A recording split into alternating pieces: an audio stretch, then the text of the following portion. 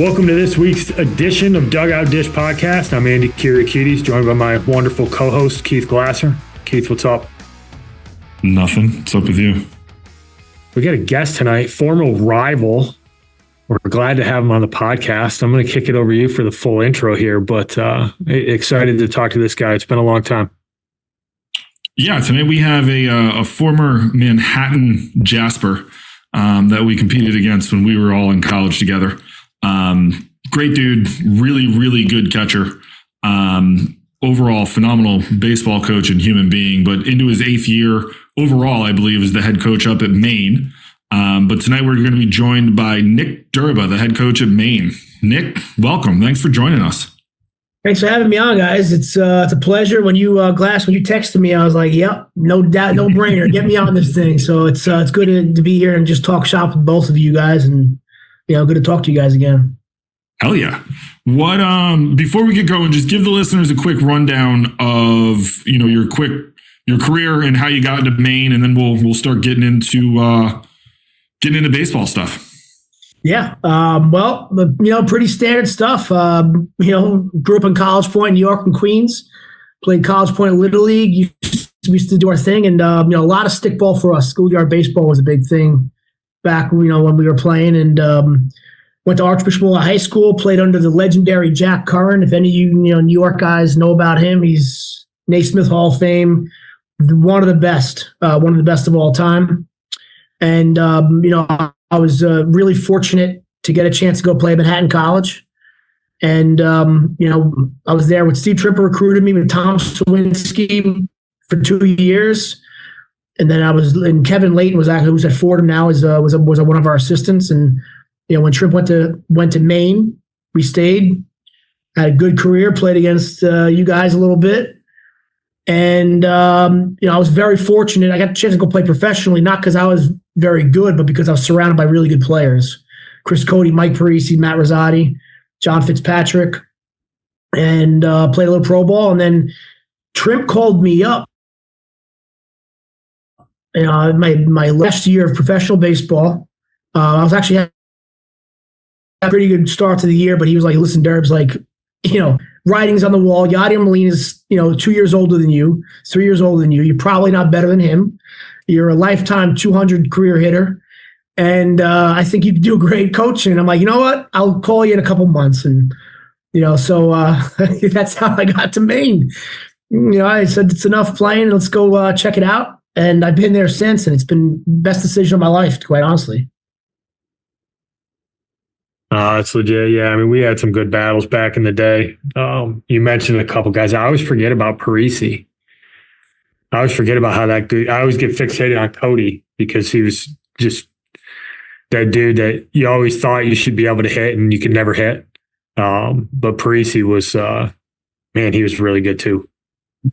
Mike was like, this is, I guess we could say almost the age before high velos, but he was like 92, 94. Ripping out like 84 mile-an-hour sliders, he was the first. My first actual interaction with him. I show up and I'm catching barely, and the first pitch he throws me is a slider. I'm catching and it goes between my legs. And I remember him yelling at me, like, "Why can't you catch that?" I'm thinking, I have never seen anything move like that at that velocity my entire life. Like, what are we? Why are you mad? So he was something else though. He pitched in the big leagues too. Yeah, we had some good battles, man. You guys played in Nebraska. We ended up at LSU one year. Like, those are some heated battles, man. Those are fun. That was fun. That was fun. And we were allowed to say anything we wanted to back then too. That was, he would get heated. Like there was, I remember many times where both dugouts were just, oh yeah. Pretty close. That was fun though. That was a lot of fun. That was really a good time in baseball. Van Cortlandt Park, you never knew what you were going to get down there. We used to have that. We used to have the bum that used to be on the bench, our homeless friend, and we would tell him to stay there until the visiting team came up. And hey, sure enough, like they would wait. Remember when the Little League sometimes on Sundays would Oh, that was the best. You'd have that stuff going on, and then you had dudes who were going to pitch in the big leagues throwing on the mound, which is that's like the best part about it. Is like you think about that, like the amount of professionals that were playing on that field at any given time, whether it was with us or Lemoyne, or and then you got an 11-year-old who got lost and ended up in right field in the middle of the inning, like. I had the worst chirp of my career at VCP. I'll never forget. There was a foul ball went back and it's super tight, and the umpire was like, "You grab the ball, I'll throw it back."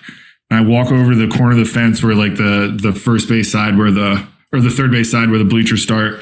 There's like two kids standing there, and I pick the ball up and I look, and it's just a chain link fence between me and him. We're like nose to nose, my mask on, and he looks me up and down. He's like, "Dude, you're ugly," and I was like.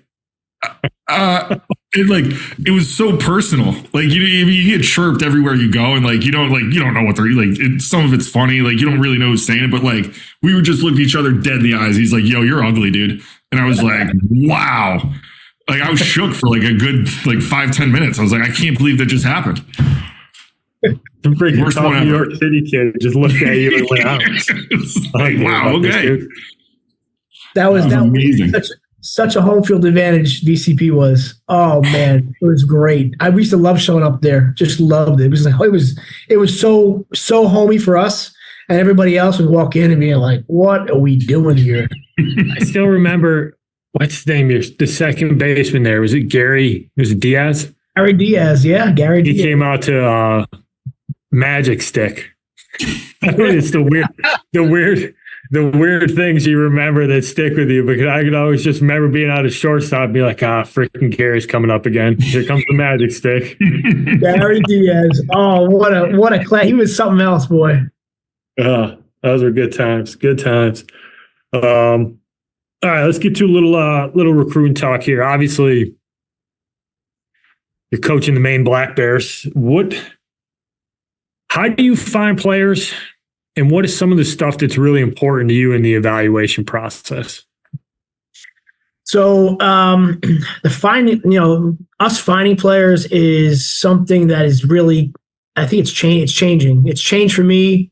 A lot of it's coming down from recommendations just of trusted people. So, maybe a few years ago, when I first started coaching, it was really like, hey, getting out, trying to find as many games as possible.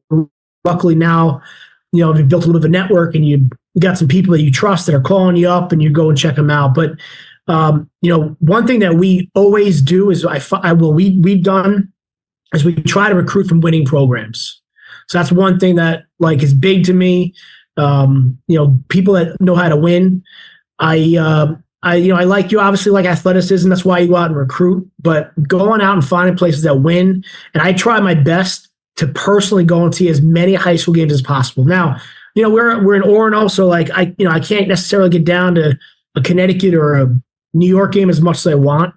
But when I have the opportunity to go down, that is the one thing I'm always doing is checking.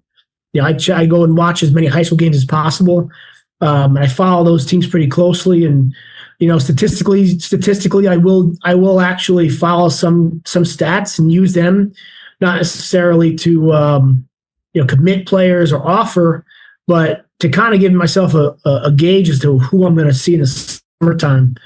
And then, the summertime is obviously is super important for us, and finding the right guys, finding the right coaches is probably, I'm really recruiting coaches half the time, really evaluating guys and working through there, because, when the player that we inherit, the things that have to happen are, you got to have good character, right? And you got to, for us, you got to have a toughness factor. And, people that might see this right now or hear the word Maine, I'm going to get two different responses. I'm going to get one that's going to be like, oh man, I don't want to be there. It's too cold. And then I have guys that are going, all right, tell me about it. And those are the one, and it's 50-50. I mean, I'm telling you, I send one text out to, a player, and my first text is, hey, this is Nick Derba, head baseball coach in Maine.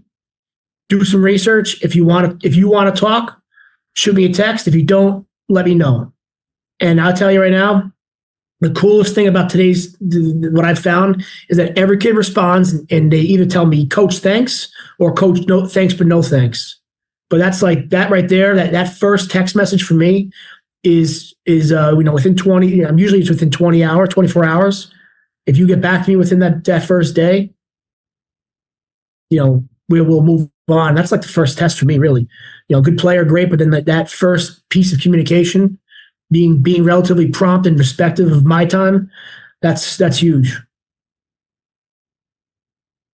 No, it makes a ton of sense because at the end of the day, I got to imagine if you got a kid who's coming up to Maine to play for you guys, and obviously there's a ton of history at Maine that a lot of people probably aren't aware of. Like obviously you guys have been really good recently. You won the American East the last 2 years, NCAA tournament last year. There's like a ton of history up there. But you still got to want to be there, right? Because I imagine if you get a kid who's a little bit on the fence and he gets up there, it's going to be a little bit harder for him to grow into it. Like the kid who comes to play for you has got to want to be there, right? Yeah, absolutely. And I think that even like my personality and the personality of the staff, we're not very, like I'm very black and white, right? Like you're coming here to Maine, and the fact of the matter is like my number one thing is, hey, you're coming to Maine and you're competing, which means that you may come here on a scholarship, you may come here as a walk-on, but your spot on the field and on the roster is always something that is something that is never certain. Like you have to compete every day. And again, and I get it. Like some people say like I want a guaranteed spot. And listen, I will never guarantee anything because nothing's guaranteed. Like as far as I'm concerned, like I'm not really teaching baseball. Like baseball is my vehicle. Like when you go out in the real world, I firmly believe that the baseball players, athletes in general that have to grind through life are way ahead of everybody else when they start the hamster wheel. And for me, I take pride in the fact that my guys, we went through a tough time, the last few games.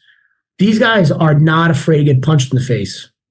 They're not afraid. And that's like, what else, when it's all said and done, what else do I really want out of my team? A group of guys that are okay with getting dirty and getting bloody. Like, let's go get it. We can win that way. You can do things in life.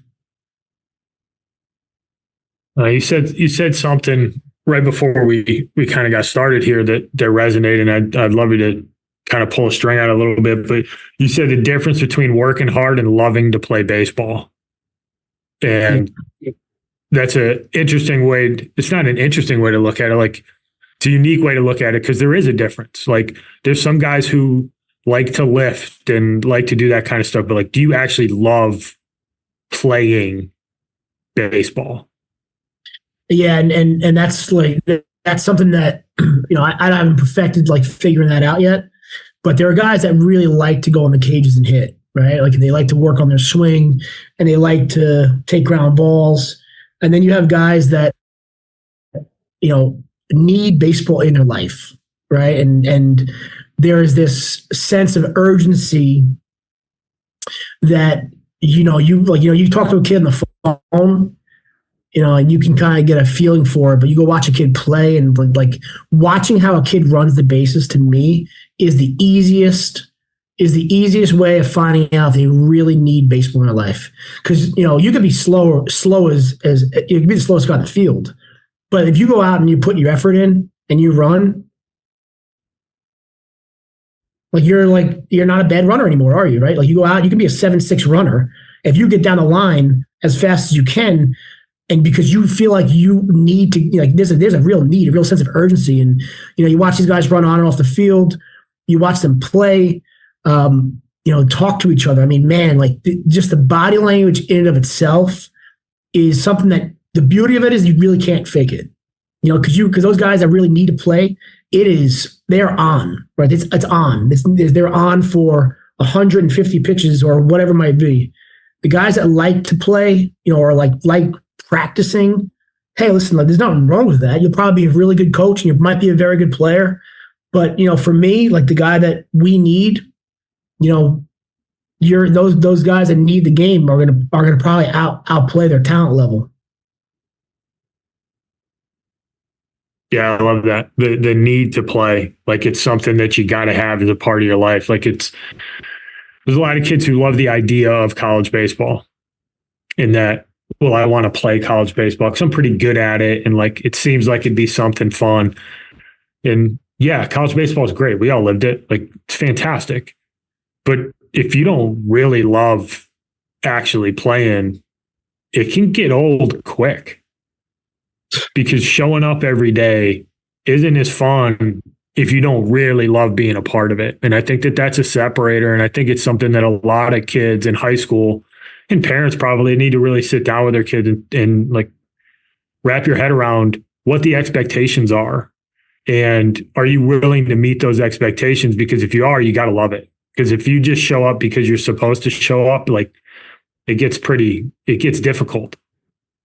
I mean, this is, I joke around, but like, I really like baseball is kind of a disease. Like it's really, and I mean that in the nicest way possible, but it's a disease because, I mean, I don't, I love what I love my family. I love my, my kid. Like I'm in Florida right now and we're on the road a lot.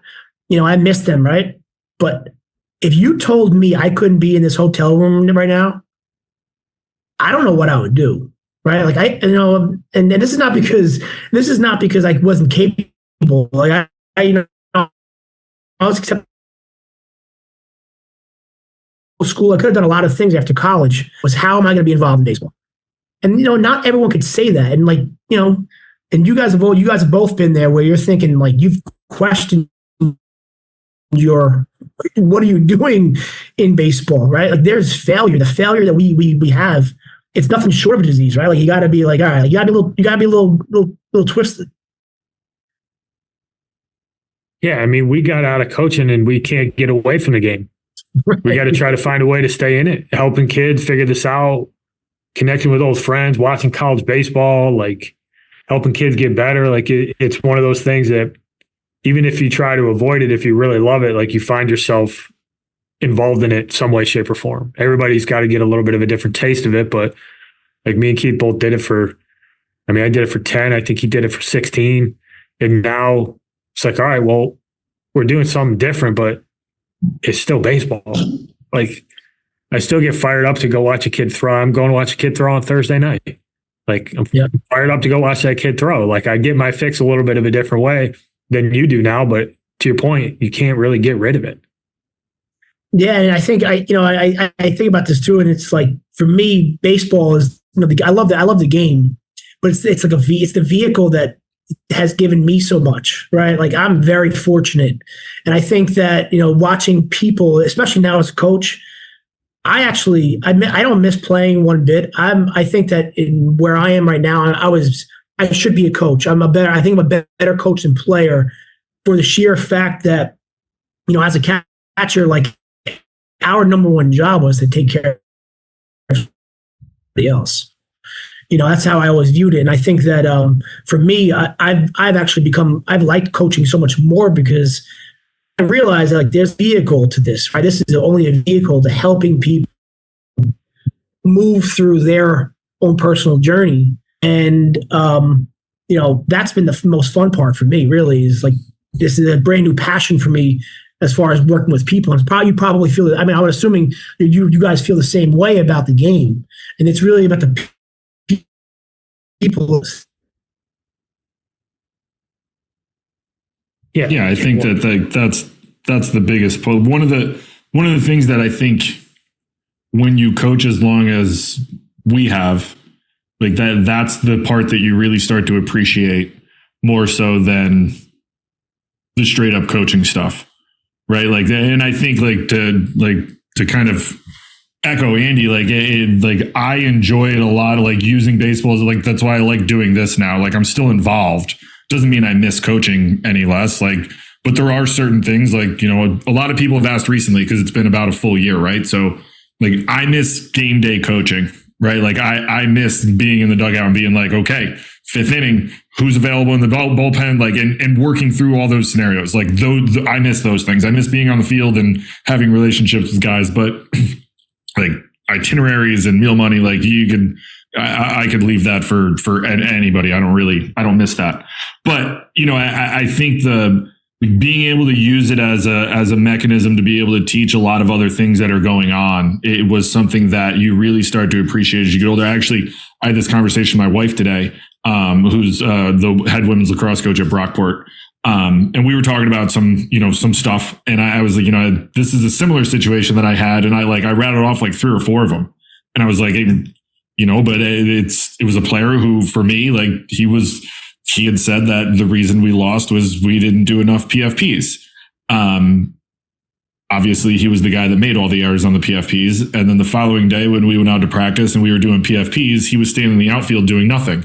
So Coach Glasser was a little hard to play for sometimes, and he got into him a little bit. So, but the point was when I pulled the kid aside and I got into him, and then we had a conversation the following day, and I was like, dude, you can't tell your boss that he didn't do something and that you could do yourself, and then blame him, kind of.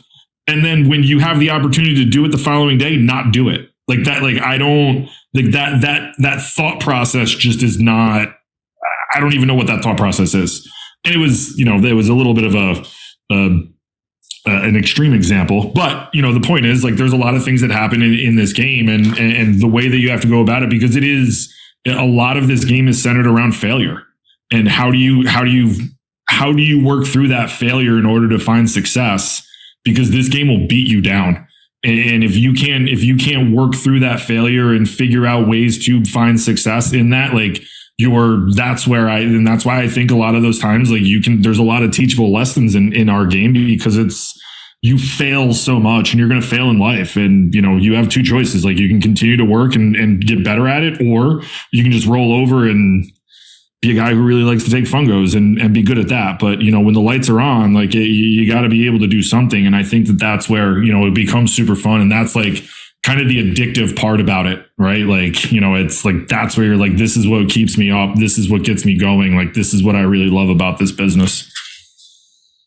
Yeah, I agree with you on that. I mean, that's what it's about, right? Like, this is what keeps you going, and trying to help these guys, like, really reframe failure. We had a discussion with our pitchers just yesterday afternoon, and it's like, hey, guys, like, a lot of these young guys are going back home thinking about, I was terrible. I walked too many guys. Well, all right, that's great. Like, you're aware of that, but, like, let's talk about, something else, right? Like, did you make any good pitches, right? Like, let's start from there, because it's not the whole entire outing was not negative. Right.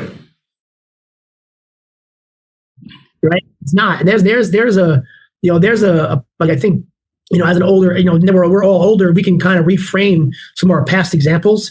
And I'm kind of figuring out a little bit that, like, part of my job is to give these guys like a baseline of how to analyze their outings and their performances. Like, there's a script that, we can follow, that these guys can kind of ask the right questions. And that alone is like 95% of the mental game. Being able to say, oh, like, I might have, like, my statistics might have sucked today, but, like, I really wasn't that bad. 4 pitches can make a big difference. If you throw 100 pitches and you made 4 bad pitches and they were right behind, 1 walk, that's 8 runs. You know what I mean? Like, it's only 8 pitches out of 100. That's not that bad, right? Like, so I don't know. I've been trying to work through that a little bit, which has kind of been new for me. But, I think that's a lot of young players miss that piece. Yeah, I used to talk about it with our guys in BP. Like, if we were on the field, like, I'm not talking your traditional, like, you get 3 or 4 rounds or whatever and you get 10 swings.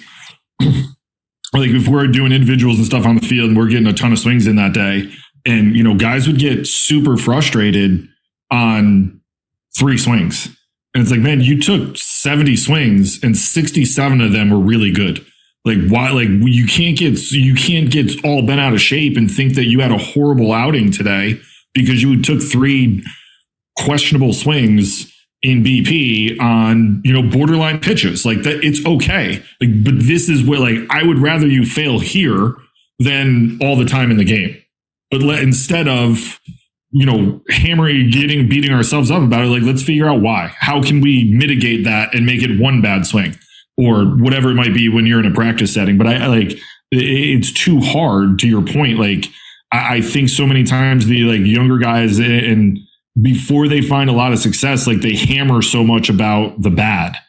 And it's like, yes, it's not the way that you wanted it to be, but you did X, Y, and Z really well. Like you were 100% on first pitch strikes. Like now we have to get a better 0-2 breaking ball. Our 0-2 breaking ball, we're just flipping in there. Got to get a better one. And I think for those things, like you're right, like it's working through that stuff is, I mean, I always found it fun, but like it's the hard part, I think, especially for younger guys, especially nowadays, because I think a lot of guys like, it's when you get to college, and Andy and I talk about this, and this, like you said it at the start, like I was a catcher too. I struggled catching baseballs when I was a freshman in college. I ended up being a pretty good defensive catcher, but like I was really good in high school. Then I got to college and it was like, oh, these guys are all pretty good. Like I got to step my game up. And I think like sometimes it takes a little bit of time. And then even from there, like it's got to keep going. Like, yeah, I got better, but then all of a sudden, like the game was super fast for me. Like, yo, how do I slow this down for myself? Like I feel, 17 seconds in between pitches or whatever it was. Like, I feel like this game is just speeding by. And then like, there's levels to it. And, I think we were lucky enough to have some people that we were able to help, but I think that's where the coaching end of stuff at the college baseball level, like the self-awareness of what it is as a player, but also having like guys like you that can coach that stuff into guys to like, hey, the world's not ending, man. Like it's going to be okay. Like that part of it is where guys start to get really good and start making the jumps. It is that you're, why you recruited them, right? Like, I recruited you for a reason. Like you're good enough. It's just, we got to make a jump. I digress. Sorry. That's good. I had a conversation with a young man that we worked with he's a freshman in college right now. And he's a talented kid. He's playing in a really good program and hasn't gone exactly how he wanted it to go. Right. He's kind of on the outside looking in, trying to find some innings, and had a really good conversation with him today. And I think how I framed it with him at the end of it was like, listen, college baseball is really hard, man. And this is the first time in your life where you're not the best player. And in my experience of 10 years of doing it, the kids who bounce back, who can find a way to bounce back from failure, always figure it out. And he's in that moment where it's like you have two directions you can go. You can either be coachable, you can show up every day, you can do everything you're asked to do and just continue to trust it like you're good enough and that you're going to figure this out. Or you can point a bunch of figures and blame everybody else why things aren't going your way. And coaches, I think you have a responsibility to help kids deal with failure, because at some point when you get on a college campus, something's going to happen that's never happened to you before. And it's usually like really bad failure. It's like the weekend where you go 1 for 13 with 8 punch outs. Like you've never done that in your life. Some kids' careers go off the rails because they don't know how to deal with it the first time. But when you have a coach in your corner who's willing to sit you down and be like, hey, man, yeah, I know that didn't go as well as you wanted, but let's look at a couple of other things. You're a shortstop and you played the heck out of defense and you helped us win some games that way. And you start to frame up like, oh, wait a minute, I'm more than just a statistic. And these kids start to realize that if you show up every day in this game, you generally get rewarded. It's the kids who shy away from that failure and who are scared to fail that I think sometimes end up failing more than they want to, as opposed to kind of leaning into like, this is hard. It's okay. I got some people in my corner who I trust have my best intentions in mind, and I'm able to kind of forge through it, because college baseball is hard, man. I don't care what level you're playing. It's a big step up from high school. College baseball is better now than ever before. And I say this to my team all the time. I tell this to Scott Heath, our pitching coach. Like, I was a pretty good college baseball player. I don't know if I'm playing Division I baseball today. Like, this is a different game. I mean, you got 20 less rounds. There's less program. I mean, it is really good baseball. It's really, really good baseball up and down. I mean, I would say pre-COVID, like, Division II baseball, what it is today is what Division I baseball was pre-COVID. Like, and I'm not saying that it's better baseball. And there are it's really like you play Division III baseball at any point, but especially right now, you're playing a very high brand of baseball, and people like think that it's a knock on you. Like Division III baseball is really good. D2 is exceptional. Division I baseball has 3 different tiers as it is. I mean, but if you're playing anywhere in those 6 tiers of baseball, from D1 down to D3, like you're really good, like really good. And people don't, it's to be able to go and play a college sport at any level, man, like you're a good athlete. Take pride in that. Take pride in that. I think the one thing too, and I'm interested to hear what you have to say about it, but I agree 100% with you. But I also think the one of the things that has changed too from when we played, and again, we're not that old for everyone who's listening. We're all still in our 30s, so we're not that old. But the physicality in our game especially over the last 5-6 years, has gotten a lot more advanced and a lot more paramount than it was when we played. Not to say we didn't lift, not to say we didn't work out and do that stuff, but there's a premium set on the weight room by a lot of programs at all levels. For a multitude of different reasons, but I think that factors in. Like, how much are you guys in the weight room and doing all that stuff up in Orono? Oh man, we're ripping weights. I mean, you were just talking about when we were in college. Like I'm 5'10" on a nice new pair of spikes, and I was 165 pounds walking in college, right? Like, that's not what you call a Division I catcher today, right? I might have been a bench jockey, right? Build wise, but we are in the weight room, and we're in the weight room, 3-4 times a week in season. That's the one thing, is that when you show up to Maine, the first thing I tell you is, hey, you want to get better? What you're going to do in the weight room. Like the easiest way to get better right away in every metric is the weight room. And most of these kids are walking in with 2 years of real experience under their belt lifting. So they're walking in already. I mean, they're big guys. They're tall, right? They're all 6 foot plus. And if they're not 6 foot, they're 5'10" and top end athletes that have maybe played football. So, they're lifting. And I mean, they're all really large, strong people to begin with. And the physicality matters a ton. And that's a really good point. Like the physicality is different. Boy, is it different. Yeah, I don't think you can get by anymore without being physical. Like, it's just the proof's in the pudding. Like when you look at some of the heights and weights, like you talk about, like if you're a high school kid listening to this, lowest hanging fruit is get strong. Like you can overcome so much by being strong.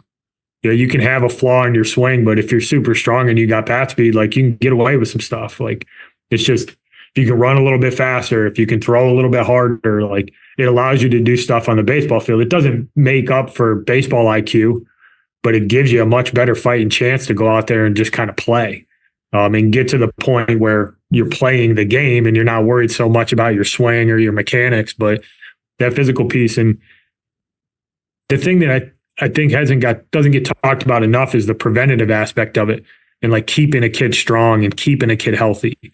I think that's a game changer for kids in high school and specifically in college. Like you can't make it through a college season and not lift. You're just going to break down. Like you can't catch 50 games and not be in the weight room. Like you can't do it.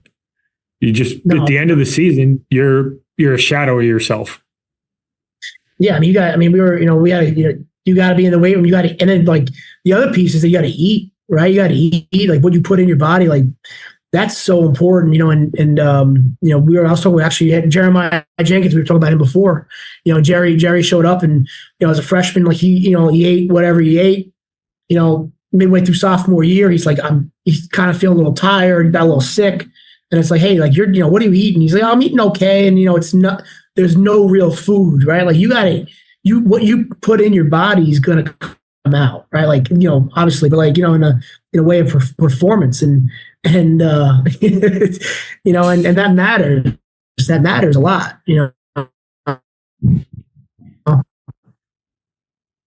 It's a huge piece. And I think that that's where I noticed over the last 5-ish years when I was coaching, like how big of a difference it was. And I'm a huge believer in the weight room, but I played at about 210 when I was in college. Like, I don't think that, and I was a fairly physical person. Like, I think I was below the average weight of both LSU and, who else? Who's in the World Series, the final last year? Florida. Like when they put like their average height and weight of both, like it was like 215 and like 222. Like, I was on the low end of that. And like that, but that's a physical, if that's your average weight, like that's a physical lineup of guys. Like, and then, but to your point, like I think that there's a lot of things like the eating right, the sleep, like, sleep is obviously a huge component of being able to be successful in college. Like, and this was always of something. And we, at the Division III level, like you only play 40, you play 40 games in like 10 weeks. It's a lot going on. Playing Division I baseball, like you're playing 56 games. If you're playing in the Northeast, like you're living out of a bag for the first 5-6 weeks minimum, right? Like I don't care how much baseball you've played at the youth level, you have not gone through a year that you're about to go through. And going to class, the travel, the amount of games, the amount of time, just like the sheer amount of time that you spend on the field.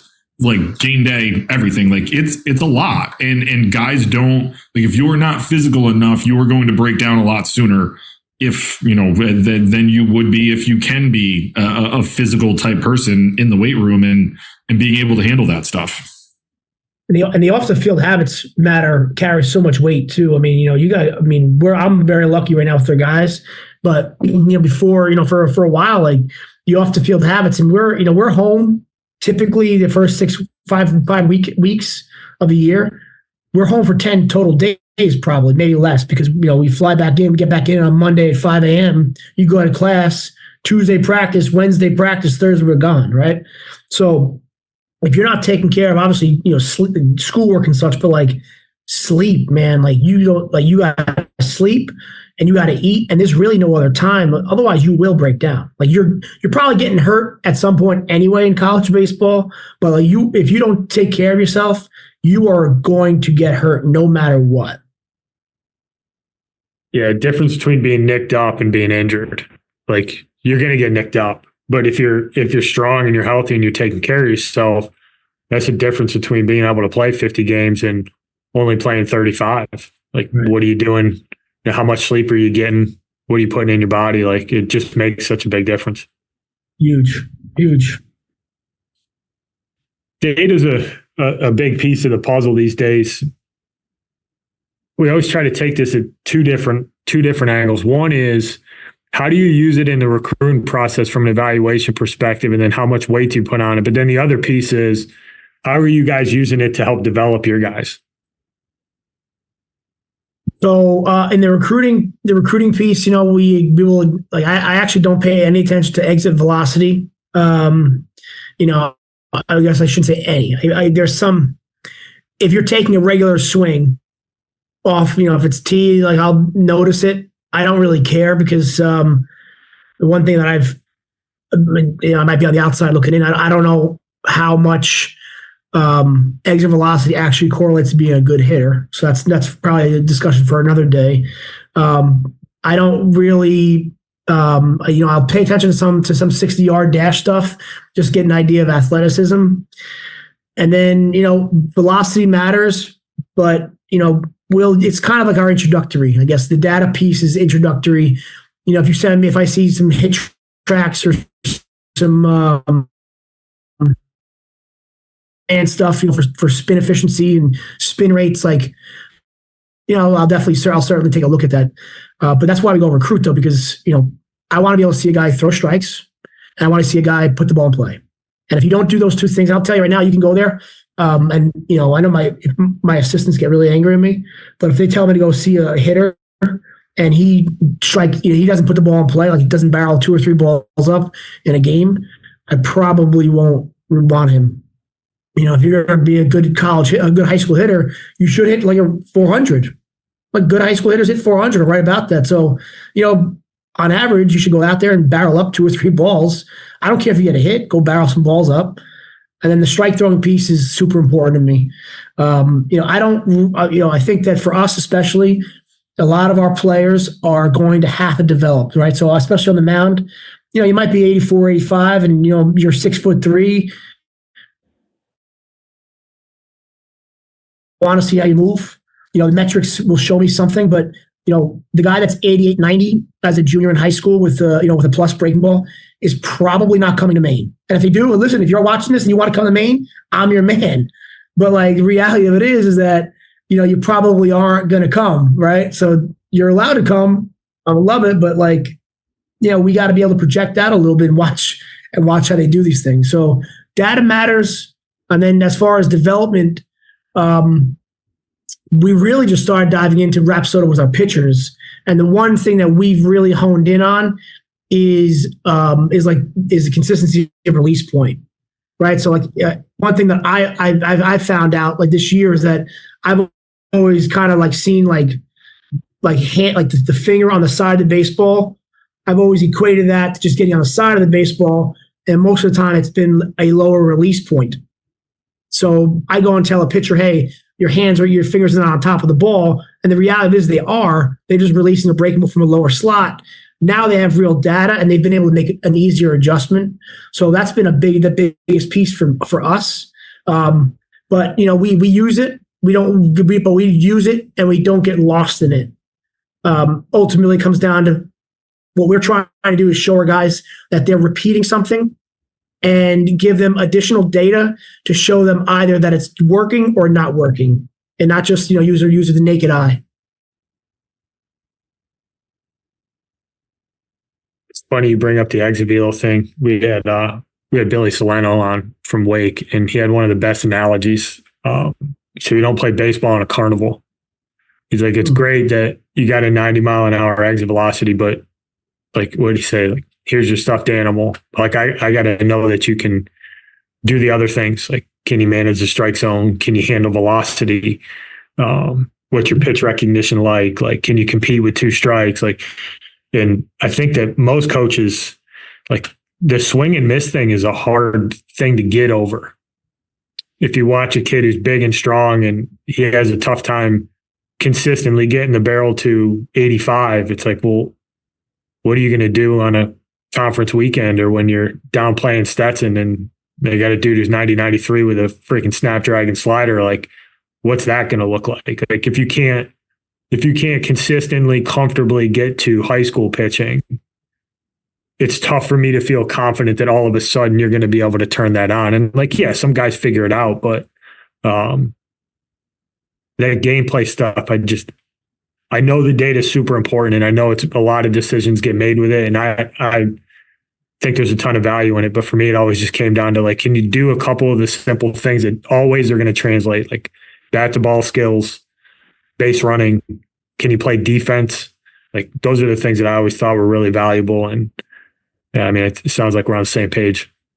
Yeah, we definitely are. I think that this is we typically don't. I think that teaching hand-eye coordination, right, contact and ability to throw strikes is the hardest thing to do. And we don't necessarily.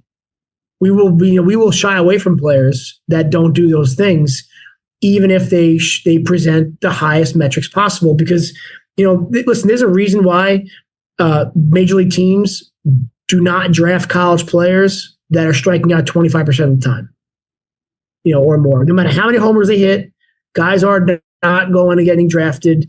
And teaching back the ball skills is that's like teaching talent, right? But you can make someone faster. You can make someone stronger. Now they're not going to necessarily go from Adam Dunn to Ricky Henderson, but they're going to get a little bit better, right? They might be able to hit the ball a little further, and if you can touch the ball, you got a chance. Yeah, no doubt about it. From a non-metric stuff, a non-talent perspective, and I got a pretty good idea where you're going to go with this, but when you go watch a kid play, what are some of the things that fire you up about a kid from like a personality perspective or a character perspective? And what are some of the things that clue you in to a kid being a guy that could be a fit for you? Well, I mean, just, from touch on the physical stuff first, like if you're going to be a pitcher, throw strikes, if you're a hitter, ball and play. But, I like to see guys that are out there talking to their teammates. They're out there celebrating. Like, celebrating to me, oh man, if you don't celebrate, then you don't want to be there. Like, you got to celebrate good things. And if you're not celebrating the good things, we can't be friends, kind of thing. Like, we can't do it. So, and that's a real thing, right? And that's really what it comes down to for me is, you're out there talking to your teammates, whatever it might be, like you show you're into it, and you can tell the guys that are into it. The passion for it matters. Like watching a kid get fired up because he scores from first on a double or something. Like, I don't know. I go back and forth on this stuff because I think that at times the pimp jobs and some of the showboating's a little bit much. But to your point, like if you can't get excited when something good happens, like why are you there? Yeah, I mean, if you got, I'm a big proponent of having a bunch of guys I got to pull on the leash, right? Like if I got to tug you back, we can do something. We can move forward. Get there, I'm even with guys that don't like calls from umpires. Like, I don't want to see you blast an umpire, but like if you get mad at an umpire, and I know it's a big deal, but like you showed me there's some real passion there. There's real passion, and we're gonna play the game. Our guys will play the game passionately, and we'll get after it. And I'll yell at my guys when they get a little too far, but like I'd rather have a bunch of guys that I got to pull on the chains. Because when you cross over that field, like I tell my team this you show up to Maine, you got the inmates run the asylum, right? They're in there, they run the cell block. When you cross over that line, like I want you to be monsters. When you cross back over and you're off that field, we're gonna be world-class gentlemen, we're gonna take care of our business. But like when you cross over that line, like I'll tell you when it's too far. Go play, let it out, let's get after it. And I want those guys. Like that's what we want. That's what we're looking for. Well, I mean, like your dugout is boring, and so is your team. Like if it's just a church pew, like there's no fun in that. I mean, they're like, and don't get me wrong, like there was I was the same way. Like I would let some things go. Like once there was I had a line. They knew where it was. They would tow it, and then someone would step over, and I'd have to look in the dugout, and they'd be like, "I got you. My bad. I got you." But I didn't want to have a bunch of field mice who don't want to say anything. Like and again, like to your point, in 19 and 19, I mean twice in 19, 22 maybe. Like, I mean, we cleared the benches. We didn't throw any punches. It's not necessarily, it's frowned upon, but like it happens in this game where something happens and it might get a little chirpy and the bench is empty. Like that fires me up that something was happening to a teammate of yours and the bench empties. Like, yes, that is supposed to happen. Thank you. Awesome. Fired up. Like I'll go into any game with you guys. Like if we're just going to sit there and do nothing, like, gosh, this is just, ugh. And even from the gameplay standpoint, like you can't, I mean, for me, I haven't figured this out yet. Right. So there might be other programs that do this, but I can't ask my players to go be aggressive on the field only. And then like shut it off immediately when it's time to go play, and like being able to just go and play with the utmost aggression at all times. Like that's a personality trait. Like where they're performing, we're all performing, in many ways of life, we're all performing. And when you get on that field, like you might be somebody else, but you have to involve yourself into that role. You got to jump 2 feet in. Yeah, that energy is infectious, and you need it in college baseball. like you need it. Like you need kids who get fired up, who get excited to show up, and dude gets a punch out of the guy in scoring position. Like if the bench isn't fired up, but like you're kind of looking down like, really, man? Like, come on. Like that's a big pitch. Like it's okay to be fired up and come out of hop over the dugout rail, or run around the gate if you're at Van Cortlandt and come out and greet your pitcher when he's coming off the mound. Like that kind of intensity. And I think kids, they should be given the latitude to show that. And we had Brian Adamski down at Trinity was on, and I thought this was a kind of a cool take. He's like, I like watching high school playoff games where there's something on the line. And that he's actually, he would prefer that setting more than travel ball, because travel ball, as like a lot of times it's a me situation and guys go and they pitch for 2 innings, and you don't really get to see a guy get the ball and his coach be like, hey man, it's yours. Like, go get it. And you can really find out about kids when they're in a game that winning and losing truly matters. Because as you know, when you get in college, college is playoff baseball every single weekend. And I think that's the big difference, is that we watch these big leaguers play 162 games, and not that those guys are going through the motions, but the percentages play out. When you get in college, the minutia matters, the intensity matters. There's just so much more on the line, and winning is paramount. And when you get to watch kids in that kind of a setting, I think it's really unique from an evaluation standpoint to figure out like how much does the kid really want it. Yeah, I would agree with you. I agree with you 100%. Like that's one of the hardest things is about, not having a lot of high schools in the area, just being able to go and watch a high school game. Like that's the best. I mean, that's the best baseball, because you're playing with, you're playing with your buddies, you're playing for your school, you're playing, there's so much on the line there, and you really find out what kind of performer you are. You really find out, who you are and what you're dealing with. And, that's, it's hard. You don't always see that in summer baseball. Sometimes you do, but you don't always see that.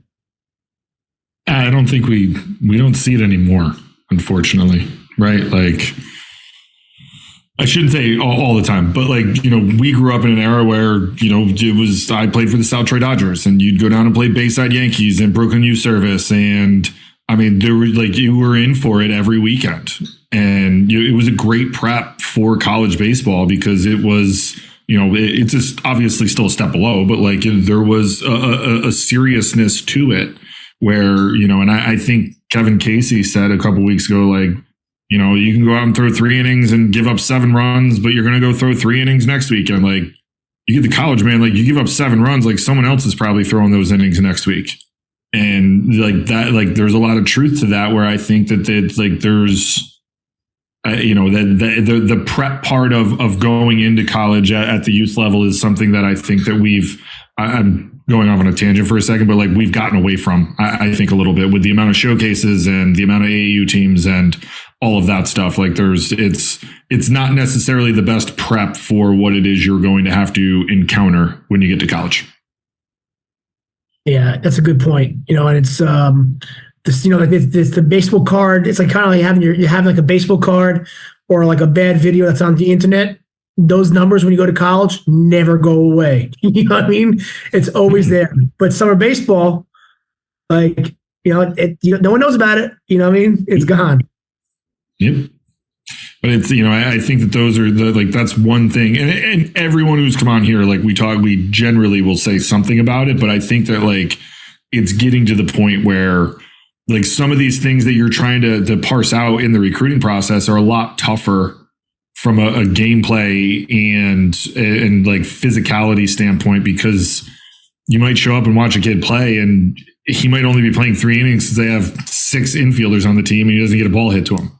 And he goes 0 for 1 with a walk and, had a decent swing on a ball. And it's like, okay, like I'm literally in the same spot I was before I watched this game for an hour or of whatever it was, and then the showcase model, I think there's truth to it. And I feel like we've had some families recently. I had a dad a couple of weeks ago who was like, I don't understand, like they're tweeting out the best exit velos and this and that, and my kid's not going to get recruited. And I was like, nobody is going to recruit you solely out of a showcase, especially inside in February. Like that's like, if somebody's doing that, I will show you a program that's probably not the most successful at the end of the day. It's going to be used as a follow, and you just have to take it for what it's worth. But, I think that that's another piece where I think a lot of people get kind of jammed up a little bit. Like, I want to go put up the best numbers I possibly can. Like, yeah, there's some good in that, but it's also like, again, you said it, Billy said it. I always thought this, Andy, like, I don't care what your exit velo is. Like, you're hitting a ball off a tee in a non-pressure situation, trying to hit it as hard as you possibly can. Like, I don't know what that means. Like, I need to see you against a guy who's throwing upper 80s, low 90s with a breaking ball and see how that plays. Because I've seen a lot of guys who can have a really good exit velo off a tee, and then you put them in a game and like, there's no adjustability. They swing in the same, like you essentially, like, as long as you don't throw it middle, you're probably going to get the guy out. And I think that like there's the nuance to that part of the recruiting process that a lot of people kind of don't know because we don't pull the veil back on that stuff. The gameplay stuff, it's so important. You might laugh at this, Nick, and I don't know if Travis is listening, but you remember Travis Musoff? Yeah. Center fielder for us, left-hander, like, yep. Really good hitter. I think he had like 370 one year. If you watch that kid take a round off of a tee, there's zero chance you would ever recruit him to play baseball. I've never met anybody who could take a worse round of batting practice, but his ability to compete and like be a hitter, he's one of the best players in a good conference at the time. And if you never watched that kid go and play a game, you would miss out on a really good player because you'd watch him take BP and he'd snap hook a bunch of balls foul, and then he'd fillet a bunch of stuff down the left field line. And then you get him in a game and you look up and he's 3 for 4 with 2 stolen bases and he's scored 3 runs, and he's doing that 2 out of every 3 games he plays. Like, and I think you can get fooled, but you can get fooled in both directions sometimes. But I think you can get fooled with the showcase stuff even more as a coach if you're not willing to take the time to go and make phone calls, figure out what kind of kid he is, talk to coaches about work ethic, personality, how do other guys react to him, and then actually go watch that kid compete. Like, I think there's some programs. I think it's happening because it's easier to just go to a showcase than it is to see a kid and then go watch him play 3 high school games to make sure you feel good about him. But I just think that gameplay stuff's so important when you're talking about filling out your roster and making sure you're getting the right type of guys. Yeah, recruiting's tough. It's a piece of the game that people don't realize how hard it is. Like, that's the one part of the job is like, man, you're going to miss. Like, the thing is, you're going to miss. Kids are going to be really good players and that not going to be a personality fit. Like, all these things. But, when you get the guys that fit your mold, that play the game the way you want them to play, and they fit your characteristics, that's that they don't happen very often. I think that's why there's so many conversations people have with players, or people bring a lot of players in from time to time, because the washout's real. Like, there's a lot of turnover. It's competitive. It's competitive. How do you feel about two-sport guys? What's your stance on that in the world of specialization? I love two-sport guys. I love them, and this is the catch-22 for two-sporters. Two-sport guys for me typically are going to be the less scholarship money at the front, and they're going to be they're going to probably earn more money and play more at the back. They might come in as a freshman, sophomore, and may not play very much, whereas a specialized guy is getting more at-bats. He's getting 25 to 50 at-bats with a little bit more money, or a lot more money for that matter. By the time they're a junior, the two-sport guys are probably moving ahead. There are exceptions to the rule, but I think that ultimately that's been closer to what I've observed in my coaching career. Yeah, I always thought there was a different level of like team camaraderie, like teammate quality for guys who are multiple sport athletes. Because I think that in baseball, specifically with travel ball, it can become super individualized where if you got a kid who played hoops or soccer or football or, wrestling's like the non-teamish sport that I think defines a ton of character. Like you got to show up and wrestle somebody in a singlet and it's you on somebody else. Like that takes some balls to go and wrestle.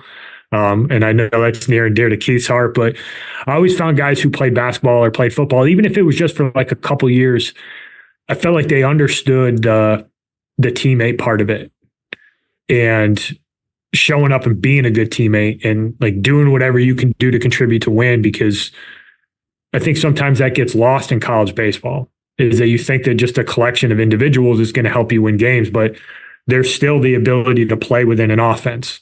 There's still the ability to know your role on a pitching staff and being able to be a really good teammate. I just always thought that most of the guys who were two-sport guys seem to have a little bit of a better grasp than that, just in generalities. But, obviously there's specialized guys who are awesome teammates and stuff, but it felt like football, basketball guys, like those guys had a little bit better grasp for the teammate stuff that I think goes a long way. Yeah, I would agree with you on that. And I think, I think that the actual training component matters too, right? Like, I know that baseball is we don't really run as much as we used to, but I always think to myself, how like that, the torture you would go through as a group, you get that in basketball, you get that in football, that's that, like, team building, that's team building. You want to do a team building exercise and go beat the crap out of yourself with a group of 20 other individuals, and you're going to find out who's marching in your direction. I think that's part of it too. Being willing to suffer with somebody else, like that's like the greatest sense of team. And I think that's something that, other sports always have, like going back to wrestling, that's a vicious sport. Forget about the match, like prepping, dropping weight to go, holy cow. Like that's crazy, right? But you're doing it with somebody else, and I think that's part of it where, with the baseball, where baseball does have it, but you don't have that in the summertime. You may have that piece of going through hell and back in high school, if you have a coach that still believes in running high amounts. So that's a good observation on your part, Andy. How do you foster some of that with your guys in college? I know a lot of guys get creative with that kind of down period window where you can't practice as a full team. And I know something we did at William & Mary is we always tried to have a designated individual day where there's super high level compete, whether it's like freaking table tennis tournament, but like somewhere where the guys got to get out of the baseball realm and just go be competitors. Like, how do you try to check that box in your program? Well, the biggest thing that we do, I think it makes a big difference, is they're not allowed to get in the clubhouse until they tell me so. What I mean by that, so I tell our guys, I don't make the lineup. They do. They decide who plays and they decide when it's time to go in the clubhouse. And basically the way so when they get there on campus, they're allowed to, commute back and forth to the clubhouse, and they earn their way into the locker room. And usually they just really make their way into the locker room until like mid-October. So they're commuting back and forth for 6 to 8 weeks. That's the first piece. And maybe that might be the biggest piece. That's one of the biggest changes we made. And then, from there, all I really ask these guys to do is go out and lift and get after it. We don't do anything that's terribly high, highly organized, because we do a lot of hard things anyway. And really what we just do is, the travel, I think, is always, even though it's tough, our travel, I think, is one of the best team building pieces we have. Because, when you're in the airport and you're doing stuff, you're there together. And but that opening piece, that first 6 to 8 week, no locker room, earn your way in, that to me is like you show up, especially as a freshman, you show up, you show up facilities, and you're like, I can't go in here yet. No, you got to earn your way in. Like you earn the right to be on this campus, and then every year you got to earn your way back into that clubhouse. we've had guys that I've had a team that didn't get in until December. It's not up to me, it's up to them. And, they figure it out pretty quickly, but, that's probably the biggest piece we do. We put out there. I think that's awesome. I think the other piece, just to circle back real quickly, and I've said this before, but I think the dual sport kid, I think, has a little bit more compete factor in them as well. I think sometimes like the specialization of baseball, like you can only compete so much outside of the game. You can't really put a lot of pressure on somebody like fielding ground balls in a cage or inside. Now I think some of the really good ones can manufacture it, but I think by and large, but you get a little bit of that break from baseball, but you still have that compete factor that really drives you, which is what, if you're going to make it in any college sport, that's what you need, and I think that they're few and far between. I mean, I played football, I wrestled, and I played baseball. I don't think there's not a lot of people that do that anymore. And I used to get fired up when people would email me and be like, I wrestle and play hoop or play football, or I play football and basketball and baseball. Hell yeah, man. Let's see what's going on here, because I think the other part is if you can juggle all of that, you can be good at, you're not going to be great at all of them, right? You're probably maybe you are the best baseball player, but I probably would be willing to bet you're not the best football and hoops player. So from a team standpoint, from a work standpoint, okay, and then when you get to college, again, we've talked about this a lot, it's a lot, the travel, the games, you still have to go to class. There's a lot going on. If you can handle that stuff in high school, it gives you a couple clues as to hey, he can probably handle some of the stuff we're going to throw at him when he gets here to campus. That's a great point too. I never thought about that. You're basically saying, if you're a multi-sport athlete, at some point you have to learn how to be a role player, right? You have to learn how to follow before you learn how to lead, kind of thing. And that's a really good point. I never thought of it that way. Thanks. I'm here all night. He's full of good ideas. I tell my wife that all the time. I'm an idea man. I'm a peacock. Let me spread my wings. All right. The question we like to close out with is, if you can impart some wisdom on players and families, maybe a couple tips that you would give them as they go through this recruiting process. We know it's a lot. These kids are going through. There's a lot of pressure. Guys who aspire to play college baseball. You've obviously been doing this a long time. What are some things that you would pass on to some families who are listening about things that they might want to consider, or just a couple tips that you'd have for them? Well, I'm going to start out with this. You are a student athlete. You may be going to places to go play baseball. Most of my guys are not coming to Maine to go to school, even though it's a good school. Engineering is great, but you're probably not coming to Maine to go to school.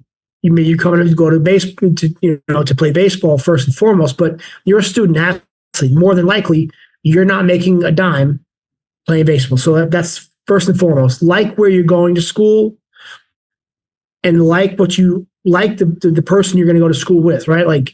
The coaches are, but you need to try to reach out to the people on the rosters. Social media is the best tool in the world for you to figure out exactly what you want. Because, I tell my guys, every single player, I hope that every recruit reaches out to one of the team guys in the team. They are single-handedly our best recruiting tool. I'm not that cool. Our coaching staff's not that cool. We got nice facilities, but the locker room, our clubhouse, our roster, they're cool. That's what it's about. And reach out to those guys. That's the first thing. Try to figure out if you like the team and the culture that's surrounding you. And then, you have to be open, right? If you go and have a fantastic career at any given level of college baseball, and you have you're going to make friends, you're going to get a good education wherever you're going, because the reality of it is colleges are really good everywhere. You can find a good college anywhere in the country. And if you go to school and you enjoy your time and you get to play and you get better, that's the right decision. And if you feel like, hey, if the bumper sticker matters, right? And I'm not like this, I'm not knocking anybody. Like, if I could have played at a higher level, I probably would have given my shot. I probably would have done it. But I went to Manhattan College. I had a really nice career. I loved everything about it. And I'll tell you right now, knowing what I know, I'm going back in 2003 or 4, and I'm going to do it all over again, like doing the exact same thing because of the people that I met and the baseball and the experiences that we were able to make. And that's really what it's about. Like, if you're good enough to play in the big leagues, if you're good enough to play pro ball, you're going to play pro ball. Like, you're going to get a chance to play because you'll be the best player on the field everywhere you go. And pro scouts want to make money. They want to be good at their jobs as much as you want to be good. And that's the reality of it. And, make sure you're choosing, I guess, in summary, choose where you're going for the people, not for what you think they can do for you. Like, you're going to go somewhere and contribute to that place, like, because no one's doing anything for you. You have to go there and be able to contribute and add value there. Yeah, people are so important. I mean, we were talking about it right before we got on. Like, you're still in a chat with all those dudes you played with. Like, it's the same thing with me and Keith. Like, we still talk to all the guys. And yeah, we always laugh about this, but like, I don't identify as a Division I baseball player anymore. Like, right. But all my best memories, all of the vast majority of the people in my life either came from playing with them or from baseball. Like, those are the best people. And if you can find a place where you can be yourself, where you're given a fair shake to go and compete, like, I don't know if you can really ask for anything more. And when you get there, you got to earn it. Like, it's just that simple. Like, it's a meritocracy through and through. And all you can ask for is that you're getting a fair shake and you're playing for somebody who really gives a shit about you. Yeah, that's it, right? Like, you guys obviously, still are obviously pretty close, and but when after the fact, right? Hindsight's 2020. If you go somewhere and you feel like you can be a part of something that's bigger than yourself, like, there is nothing else in this world that matters. And like you're saying, if you have a chance, you feel like you find a head coach that you believe in, and believe in the sense like, hey, you believe his word, and then you think you're going to get a chance to prove. Well, you know what? Like, there's nothing else you could ask for, because that's what anyone wants at any point in your life, right? Like, what else do you want? So, those would be my 2 cents. For what I would tell my son when he's hopefully, if he ever plays sports, like, that's what I would tell him to look for. I think the team part is a huge piece that I people miss too. Like, being able to understand having an idea of whether or not you're going to fit into that program is huge, because I think sometimes some people choose a school based off of certain things, and maybe the team aspect is not necessarily the most important. I'm not saying it has to be, like, everyone's is different, but like, the amount of time, and Andy and I talked about this, and this, like, the amount of time you spend together with your team and your coaches during the course of the fall and specifically the baseball season, like, people are gonna aggravate you. You're gonna get mad at people, like, because you're just on top of each other for 20 weeks, and like, being able to, like, knowing that you're going to go in there and have the support, and like, these are going to be your guys, but like, hey, I'm going to fit in here, and it's going to be, I can see myself being successful here from that standpoint, and I think that's, for us, I mean, I would go back and I would make the same decision again and go to Marist. The amount of people, and then, like, you stay in this game long enough, like, you become friends with a lot of people that through this game, which is, I'm not saying everyone's going to get into coaching, but it opens other doors that you didn't necessarily know could have been there, and you end up lucky being able to, become friends with a guy like Kevin Layton and Tatoma, and then playing against you and then getting to know you. You know what I mean? Like all of these, like you open up all these doors, and it's like, man, like I'm super blessed to be able to do a lot of this stuff and know a lot of really good people just because I made the decision to go to Marist College and play baseball there. And I think that's like being able to say that, and like I would say the same thing to my son, but like people we work with, like I'm able to do this stuff because I had a phenomenal experience in college and played college baseball. Like I've met a lot of super cool people and a lot of people that I really like and respect, like just literally through baseball. And that's, to me, I think that's awesome. And I'm super appreciative and grateful of the opportunity that this game has given me. But I think that like, to your point, like the people is a huge component because you spend an inordinate amount of, like you spend at the end of the day, like when you just said it, you're on the road, you're home for 10 days, the first 5 weeks, like you're spending more time with your team than you are with your family. Like that's just like, that's a reality for what college baseball is like the first couple of weeks. And, it's an incredible thing. And I'll tell you I'll say one more thing that while you're talking about the recruiting process, like if you're going to go on an official visit or unofficial visit, make sure school's in session. I thought like that's something else that I won't necessarily do official visits. We'll do some of the unofficials in the summertime, but official visits I won't do. If you're like that, those you want to come see the facilities, great. But if you really want to get to know a team, make sure that the team's on campus. Like if that's really important to you, make sure you're meeting the players. I find that a lot of kids are like, hey, I want to come up for an official, and it's June, late June. I'm like, look, why don't you wait till the fall? It's like, well, I want to commit by August 1. I'm like, well, you're not going to go meet any player from any of these programs. You're going to see the buildings of the school. You're not going to see the school, right? Because the baseball team is the school to you. You know what I mean? Like that's the school. A classroom looks the same. Buildings are nicer, whatever. But once you get past the campus, the only thing that matters is the roster. So why would you not wait to go meet those guys and see what they're about? Yep. That locker room is going to play a big role in how much you like being there.